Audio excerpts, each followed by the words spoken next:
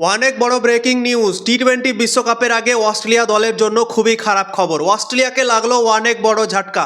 Australia দলের star bowler, দুর্দান্ত bowler Josh Hazlewood টি-20 বিশ্বকাপ 2026 সাল থেকে ছিটকে গেল। টি-20 বিশ্বকাপে জশ হেজেলউডকে আর দেখতে পাওয়া যাবে না।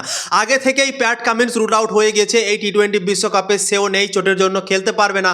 এবার জশ হেজেলউডও চোটের জন্য ছিটকে গেল এই টি-20 বিশ্বকাপ থেকে, এবং মিচেল স্টার্ক অবসর নিয়ে ফেলেছে টি-20 ক্রিকেট থেকে। তো তিনটে অস্ট্রেলিয়ার বড় বোলার এই টি-20 বিশ্বকাপে থাকবে না, এবং প্রথমবার এরকম হবে কি তিনটে বোলারকে ছাড়াই অস্ট্রেলিয়া দল কোনো টি-20 ক্রিকেট বা কোনো টুর্নামেন্ট খেলতে যাচ্ছে।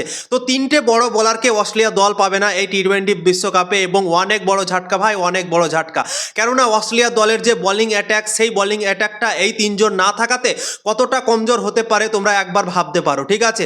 এবং এই তিনজনের মধ্যে যদি দুইজনও থাকতো বা একজনও থাকতো তাহলে কিন্তু হয়ে যেত। টি-20 ক্রিকেট শর্ট ফরম্যাট, 20 ওভারের গেম। তো এক দুটা বোলার যদি মেন বোলার থাকে, এমন একটা বোলার থাকে সে উইকেট টেকার এবং তাকে মারা খুবই কঠিন, এবং জশ হেজেলউডও কিন্তু সেরকমই বোলার, অসাধারণ ফর্মে ছিল সে। ভারতের বিপক্ষে যে সিরিজটা হয়েছিল 5 ম্যাচের টি-20 সিরিজ ভারতের বিপক্ষে, সেখানে কিন্তু অস্ট্রেলিয়া দলের হয়ে দুর্দান্ত বল করেছিল, অসাধারণ বল করেছিল, এবং আইপিএলেও জশ হেজেলউড দারুণ বল করেছিল। তাই জন্যই আরসিবি দল চ্যাম্পিয়ন হতে পেরেছিল। তোমরা তো দেখেছিলে তার বল অনেকটা উছাল উঠে, হাইট উঠে, তাই জন্যই সমস্যা হয় অনেক ব্যাটারদের।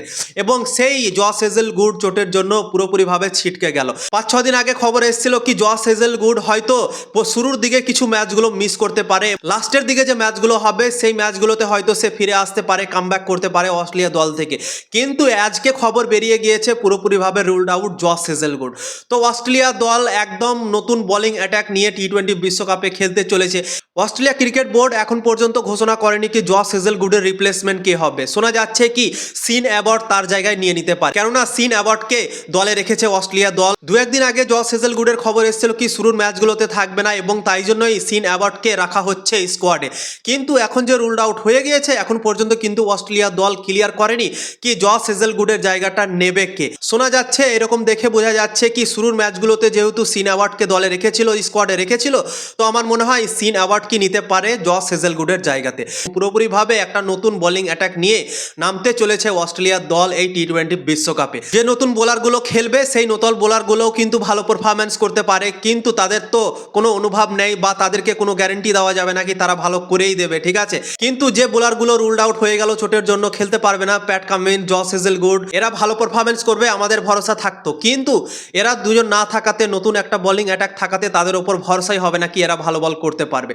তো দেখা যাক কেমন পারফরম্যান্স করে অস্ট্রেলিয়ার দল টি-20 বিশ্বকাপে নিজের বোলিং অ্যাটাক নিয়ে, নতুন একটা বোলিং অ্যাটাক নিয়ে। তো খুবই খারাপ খবর অস্ট্রেলিয়া দলের জন্য, জশ হেজেলউড ছিটকে গেল পুরোপুরিভাবে এই টি-20 বিশ্বকাপ থেকে। ইনফরমেশন যদি ভালো লেগে থাকে অবশ্যই লাইক শেয়ার করবে এবং সাবস্ক্রাইব করে দেবে। ফেসবুকে দেখছো তো ফলো করে দেবে।